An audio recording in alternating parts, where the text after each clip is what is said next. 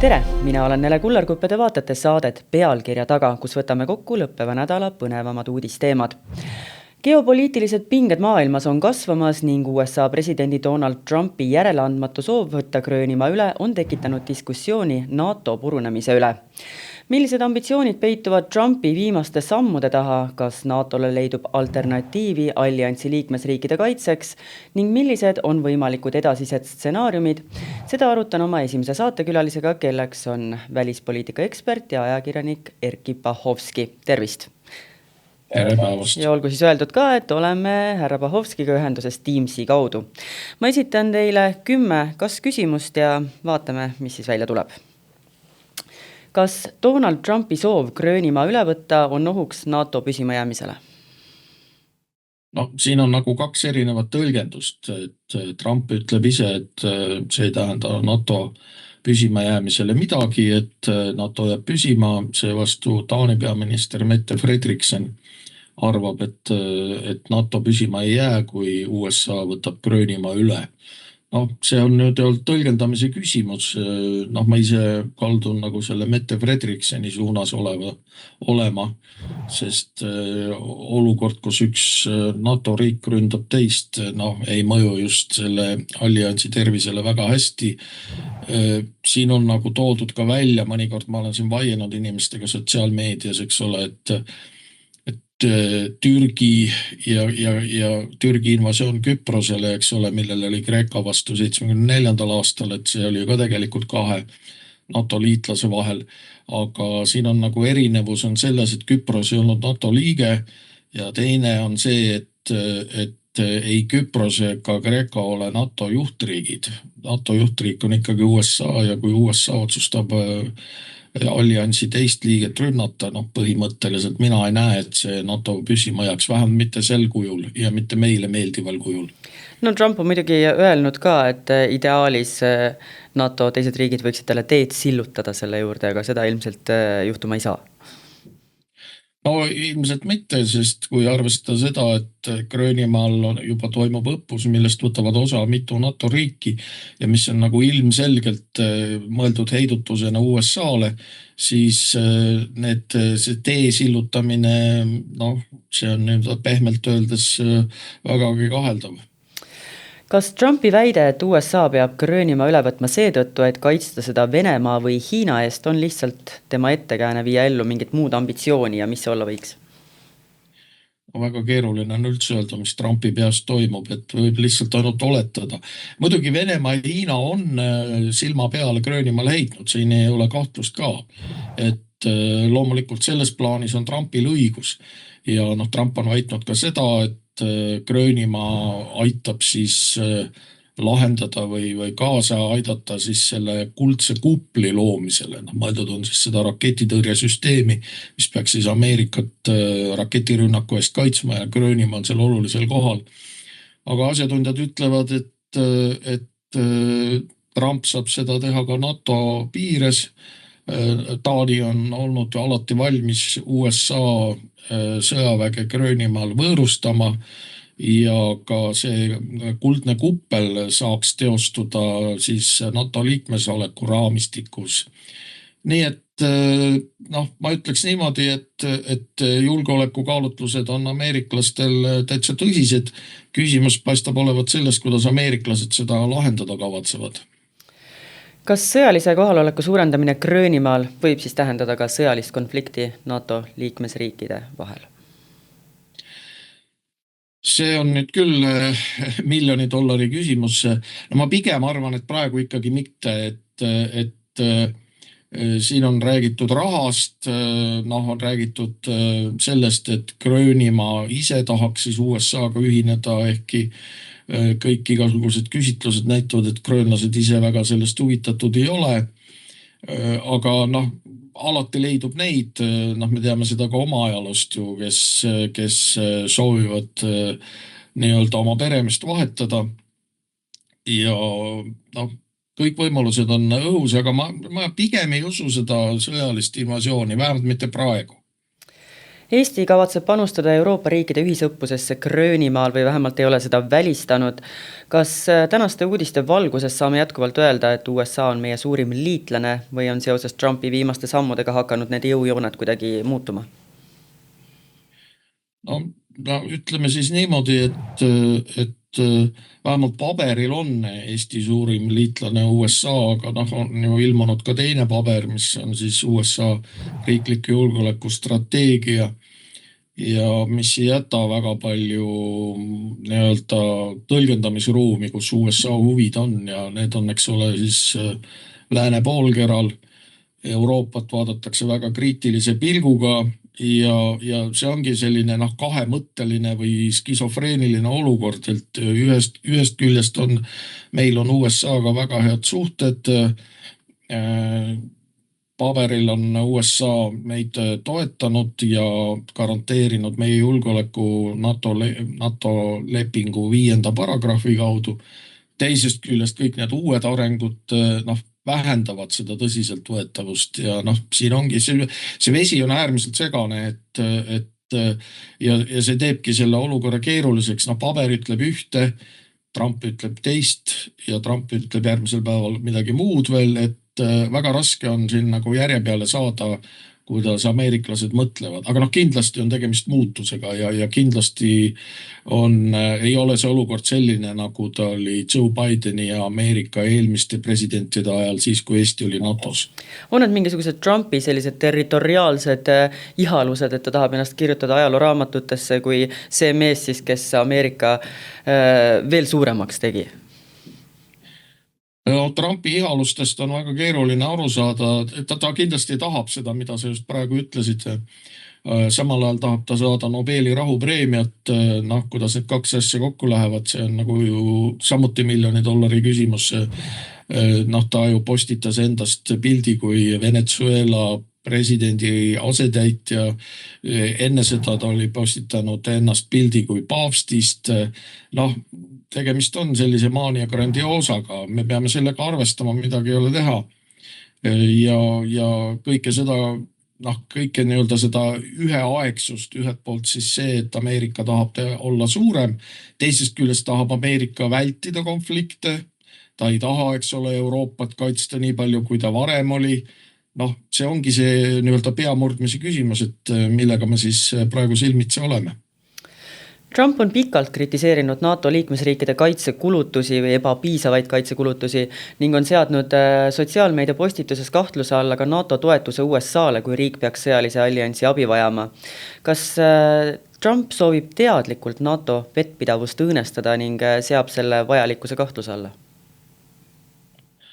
Ta tahab NATO-t testida, seda kindlasti ja see oli ju ilmne ka tema eelmisel ametiajal, sellest räägib hästi NATO eelmise peasekretäri Jens Stoltenbergi raamat, mis on ka eesti keeles ilmunud, et NATO oli juba siis või USA oli juba siis NATOst lahkumise ääre peal 2018. aasta suvel.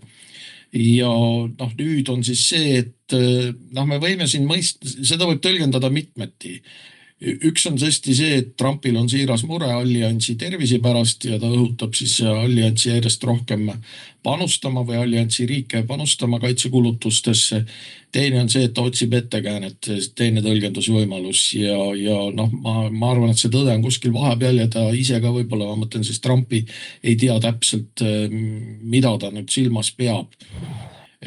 On selge see suund, kui me vaatame ka seda riiklikku julgeolekustrateegiat, et Euroopa peaks rohkem panustama ja tegelikult eurooplased on ju ka sellele üleskutsele või sellele siis nõudele vastanud positiivselt ja Euroopa riigid on hakanud rohkem panustama. Ütleme niimoodi, et Ida-Euroopale oli see pilt juba ammu selge, et on vaja kaitsekulutusi tõsta, aga Lääne-Euroopa riigid, kes on elanud sellises mullis, kogu külma sõja järgse ajastu, siis nendeni ei ole see ka jõudnud ja see ongi äärmiselt keeruline. See ei ole ainult välispoliitiline probleem, see on ka sisepoliitiline probleem. Kuidas veenda näiteks, ma ei tea, Itaalia valijaid selles, et kaitsekulutusi on vaja tõsta, eks ole, kui samal ajal, eks ole, majandused on suured probleemid ja nii edasi, et tegemist on äärmiselt keerulise küsimus. On USA-le üldse NATO-t vaja? praegu tundub, et no vaata, siin on jälle see, et need on jälle erinevad tõlgendamised, et meile siin tundub, et on vaja. Kui me mõtleme siin noh, mitte ainult siis Ukrainale ja Venemaale, vaid ka Lähis-Idale. Näiteks, eks ole, et noh, Türgi liikmeks olek NATO-s ja Vahemere baasid USA-l on ju tegelikult väga kasulikud, mis aitab siis selle Lähis-Ida regiooniga paremini toime tulla. Teine küsimus on see, kuidas sellele Washingtonis vaadatakse ja noh, seal on, kuidas ma ütlen siis, seal on üldine, Washingtonis on üldine umbusk igasuguste rahvusvaheliste organisatsioonide suhtes. Noh, Euroopa Liidu suhtes eriti, aga ka kõiksugude teiste rahvusvaheliste organisatsioonide suhtes, sest see vähendab rahvusvahelised organisatsioonid, vähendavad riigi suveräänsust, piiravad tema tegutsemisruumi ja ameeriklastele see ei meeldi. Nii et nad üritavad noh, võib-olla siis praegu leida sellist uut suhtumist NATO-sse. Ma ei usu, et nad tahaksid sellest alliansist lõplikult lahti saada, aga nad sätestavad siis sellise uue suhtumise NATO-sse ja ka enda siis seose selle alliansiga. Te küll vastasite nüüd osaliselt ära, aga kas USA lahkumine NATO-st on realistlik stsenaarium? No kas, noh, ma vastan küsimusega nagu poliitik juba, aga kas, noh, ütleme see 1,5 kuud tagasi oleks olnud realistlik mõte, et USA röövib Venezuela presidendi ja viib ta New Yorki. No praeguse administratsiooniga tundub, et kõik võimalused on laual ja seda ei tasu välistada, nii et ma ei taha olla siin hädakraaksu ja pigem ma arvan, et USA NATO-st ei lahku, aga kui sa küsid niimoodi, siis ma ütlen, et see kõik on võimalik. Kas USA juhitud alliansile on alternatiivi? Mõned aastad tagasi mõlgutati mõtteid Euroopa armeest, et võib sellest saada ka reaalsus? No, teist võimalust praegu ei ole tegelikult ja noh, isegi NATO raames on vaja Euroopa armeed, et seda Euroopa strateegilist autonoomet või kuidas iganes me seda nimetame, see muutub järjest tähtsamaks. Ja noh, kui me tahame siin tõsiselt rääkida Eesti julgeoleku garantiidest, siis Euroopa on põhimõtteliselt ainuke võimalus, et noh, ameeriklas, kui jätkuvalt on üleval see Gröönimaa küsimus, siin on juba räägitud ka Islandist ja kui see kõik teoks saab mingil kujul, siis jääbki Eestil üle Euroopa, nii et Euroopa põhimõtteliselt on ainuke võimalus. Kas NATO purunemine oleks vesi Venemaa veskile? Mis neid üldse siis enam tagasi hoiaks? Et praegu see NATO mõjub neile sellise tugeva heidutusena, aga siis? Siis jääbki Euroopa, jah, ega siin midagi muud ei ole ja muidugi see on must stsenaarium. Noh, samal ajal on muidugi see, et Venemaal ei ole ju ikkagi ka õnnestunud Ukrainat vallutada. Nad on ikkagi, siin on ju, sai eelmisel nädalal vist või oli see nädal, ma enam ei mäleta, sai ju ümber see termin, kus Ukraina sõda oli kestnud kauem kui see nõndanimetatud suur Isamaa-sõda või siis Nõukogude Saksa sõda, mis kestis aastail 1941–1945 ja noh, teame, eks ole, et Venemaa jõudis siis selles suures Isamaa-sõjas Berliini ja ka mitmesse teise Euroopa pealinna, aga Venemaa ei ole jõudnud Kiievisse, ta ei ole saanud Donbassist üldse edasi väga olulise, no mitte väga palju, eks ole, et see tegelikult noh, annabki võtme praegust julgeoleku olukorda mõista. Ja noh, midagi ei ole teha, me peame Ukrainat edasi toetama, sest kui Ukraina kukub, siis ma oleksin nagu rohkem mures. Praegu ikkagi Venemaad nii-öelda aheldab Ukraina ja need igasugused muud stsenaariumid on seetõttu välistatud. Läksimegi Ukraina teema juurde ja ma lõpetuseks küsiski veel 2 Ukraina teemalist küsimust. Trump ütles Reutersile antud intervjuus, et Venemaa oleks valmis lõpetama sõjalist konflikti Ukrainas, aga Zelenski on takistuseks. Kas Trumpi kasvav frustratsioon Zelenski osas näitab järjekordselt tema soovi iga hinna eest olla nii-öelda rahutuvi, kes antud sõjale lõpu tooks, ükskõik milliste territoriaalsete ohvritega Ukrainale?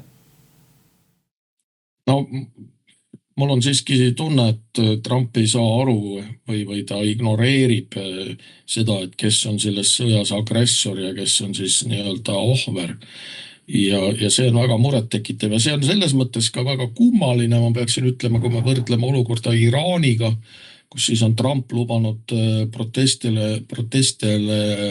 ulatada abikäe, no kuidas täpselt, kas siis mingisuguse sõjalise interventsiooni näol või mingisuguse muu abi näol, siis ja võrdleme seda Ukrainaga, kus siis samamoodi ukrainlased võitlevad oma vabaduse eest, mitte küll oma režiimi vastu, nii nagu Iraagis, vaid siis Venemaa vastu, aga põhimõtteliselt on ju tegemist sama asjaga, vabaduse ja demokraatlike väärtuste eest võitlemisega, siis see paneb nagu küsima, et mis on siis nagu Trumpile tähtis, et kas see, et Venemaa siis võtab Ukraina üle, elementaarne geopoliitiline mõistus ütleb seda, et kui Venemaa saab Ukraina kontrolli alla, siis ta muutub järjest ähvardavamaks. See on just seesama, milles me eelmises küsimuses rääkisime.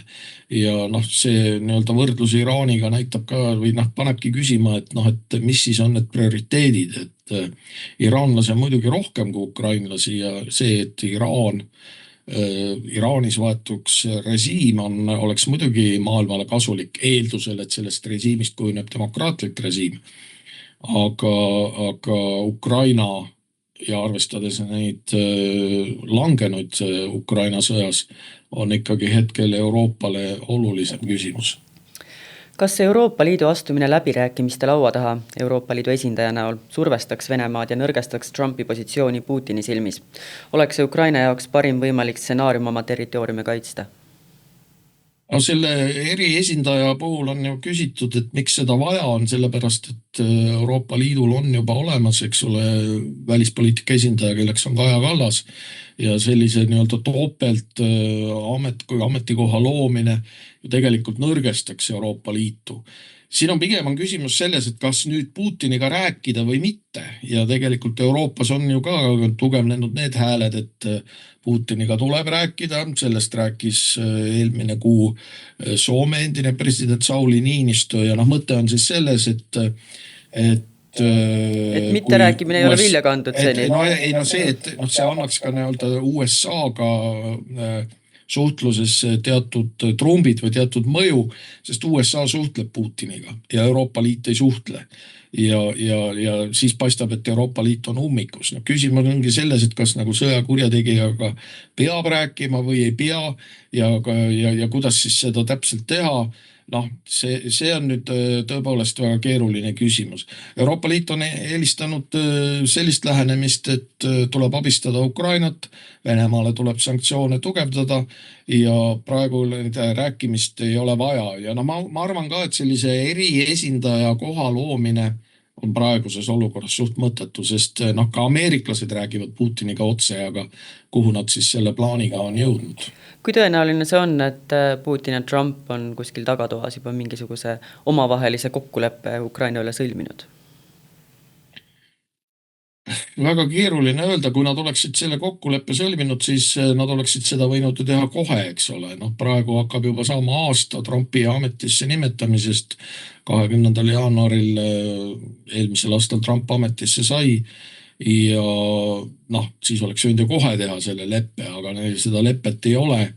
Ilmselt on midagi üritatud, ma kujutan ette, aga venelased on järelikult olnud täiesti järeleandmatud. Nad ei ole sellest teinud ka mingit saladust ja see tagataja diplomaatia või diilitamine, nagu Trump ütleb, see ei ole lihtsalt töötanud. Nii et tõenäoliselt seda lepet ei ole. Erki Pahovski, ma tänan teid nende vastuste eest. Meie läheme siit aga pildiga nüüd Tallinna tänavatele, kus uurisime inimeste käest, kas nende hinnangul peaks Eesti seadused olema karmimad, mis puudutab alaealiste kurjategijate karistamist.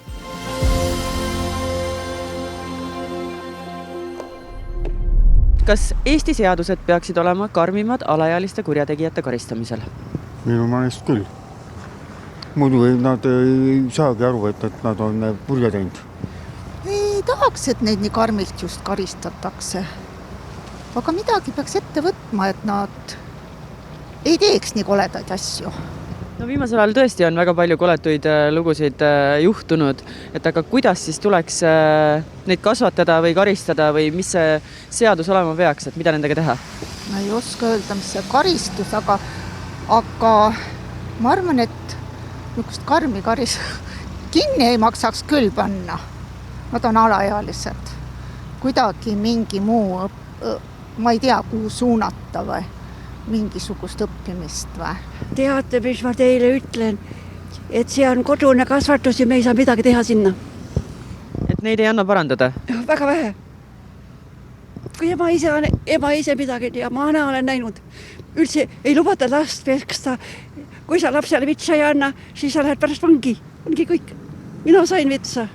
Ja öeldi, et vits on olemas meil, 5 inimest oli meil last.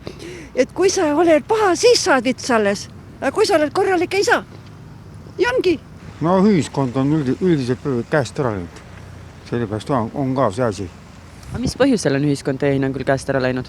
No sellepärast, et noortel on nii palju vabadust antud. Sellepärast. Vaba kasvatus ei toimi? No vot siin ma ei oska öelda. Et ma ei tea nende perekondadest mitte midagi. Nii et arvate, et kasvatustöö on puudulik ja seda enam tagantjärgi korda ei tee? No, teeb küll, aga vaadake, tulevad vangist ja tiivad jälle ju petti ja narkotsi panevad. Et arvate, et nad teevad neid tegusid pigem sellepärast, et neil ei ole elus sellist suunamist ega muid, ütleme siis, väljavaateid olnud? Ma arvan, et ma ei tea ju, mis nende kodune elu on.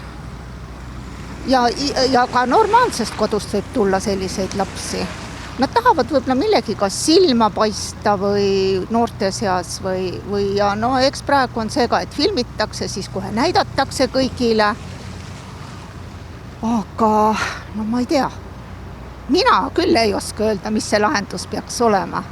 Võib-olla neid peaks ikka kuidagi siis suunama kuhugi, aga mitte nii karmi karistust. Ma saan aru, kui nad tapavad inimese, see on jube tegu. Aga nad on noored. No vanasti olid olemas suhteliselt nagu rasked kasvatuslaagrid. Ja seal ma ei tea, Vene ajal oli niimoodi ja neid tuleb sinna saata, need alaealised. Ja tuleb eraldi kohe nendega tegeleda.